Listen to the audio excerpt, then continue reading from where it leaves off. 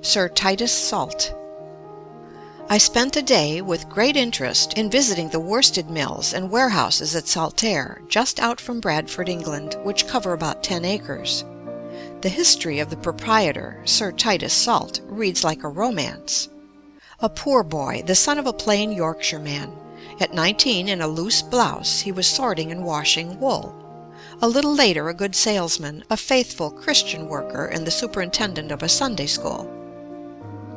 At 33, happening to be in Liverpool, he observed on the docks some huge pieces of dirty-looking alpaca wool.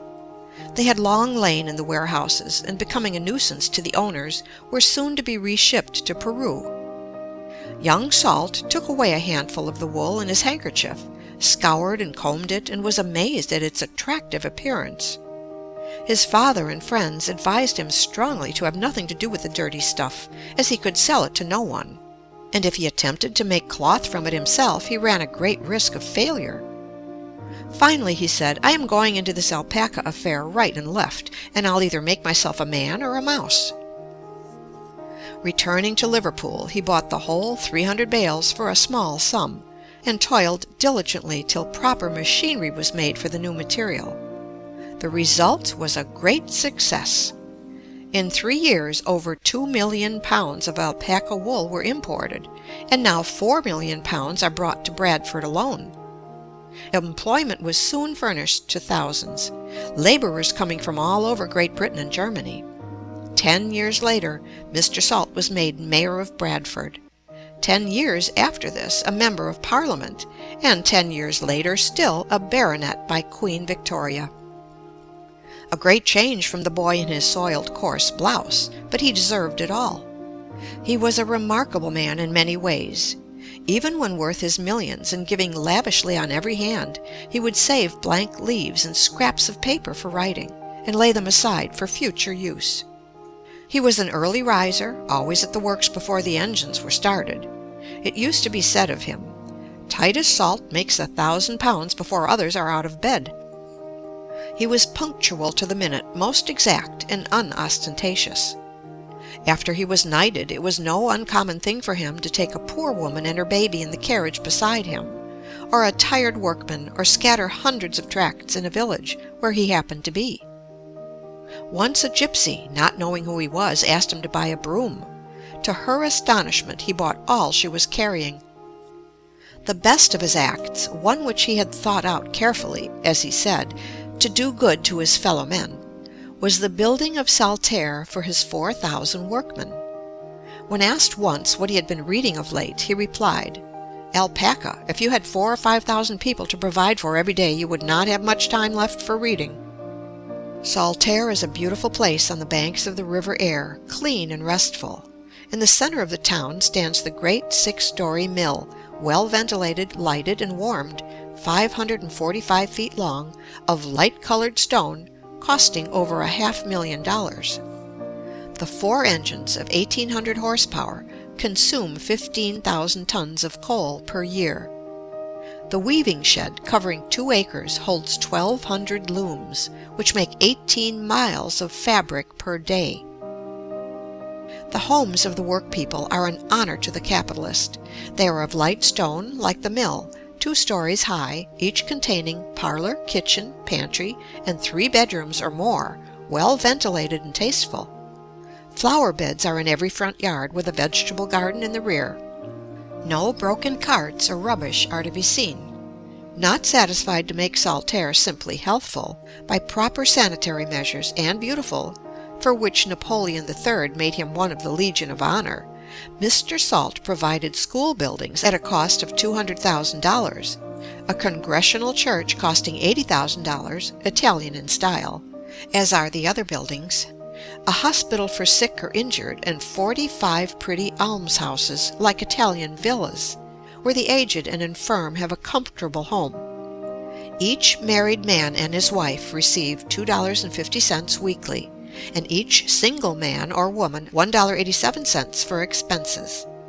Once a year Mr. Salt and his family used to take tea with the inmates, which was a source of great delight.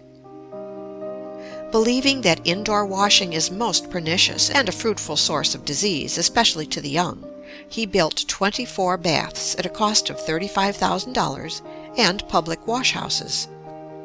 These are supplied with 3 steam engines and 6 washing machines. Each person bringing clothes is provided with a rubbing and boiling tub, into which steam and hot and cold water are conveyed by pipes. The clothes are dried by hot air and can be washed, dried, mangled, and folded in an hour. In Sweden, I found the same dislike to having washing done in the homes, and clothes are usually carried to the public washhouses. Perhaps the most interesting of all Mr. Salt's gifts to his workmen is the Saltaire Club and Institute, costing $125,000. A handsome building with large reading rooms supplied with daily papers and current literature, a library, lecture hall for 800 persons, a school of art with models, drawings, and good teachers, a billiard room with 4 tables, a room for scientific study, each student having proper appliances for laboratory work, a gymnasium and drill room nearly 60 feet square, an armory for rifle practice, and a smoking room, though Mr. Salt did not smoke. The membership fee for all this study and recreation is only 37 cents for each 3 months. Opposite the great mill is a dining hall, where a plate of meat can be purchased for 4 cents, a bowl of soup for 2 cents, and a cup of tea or coffee for 1 cent. If the men prefer to bring their own food, it is cooked free of charge. The manager has a fixed salary so that there is no temptation to scrimp the buyers. Still another gift was made to the workpeople: a park of 14 acres with croquet and archery grounds, music pavilion, places for boating and swimming, and walks with beautiful flowers. No saloon has ever been allowed in Saltaire. Without the temptation of the beer shops, the boys have grown to intelligent manhood, and the girls to virtuous womanhood. Sir Titus Salt's last gift to his workmen was a Sunday school building costing $50,000, where are held the model Sunday schools of the country, say those who have attended the meetings. No wonder, at the death of this man, 40,000 people came to his burial: members of Parliament, clergymen, workingmen's unions, and ragged schools. No wonder that statues have been erected to his memory, and that thousands go every year to Saltaire to see what one capitalist has done for his laborers. No fear of strikes in his workshops, no socialism talked in the clean and pretty homes of the men, no squalid poverty, no depraving ignorance. That capital is feeling its responsibility in this matter of homes for laborers is one of the hopeful signs of the times. We shall come some time to believe with the late President Chadbourne. The rule now commonly acted upon is that business must be cared for, and men must care for themselves. The principle of action in the end must be that men must be cared for, and business must be subservient to this great work. If, as Spurgeon has well said, home is the grandest of all institutions, capital can do no better work than look to the homes of the laborer. It is not the mansion which the employer builds for himself, but the home which he builds for his employee, which will ensure a safe country for his children to dwell in. If discontent and poverty surround his palace, its foundations are weak. If intelligence has been disseminated, and comfort promoted by his unselfish thought for others, then he leaves a goodly heritage for his children. End of chapter 13. Recording by Pamela Krantz.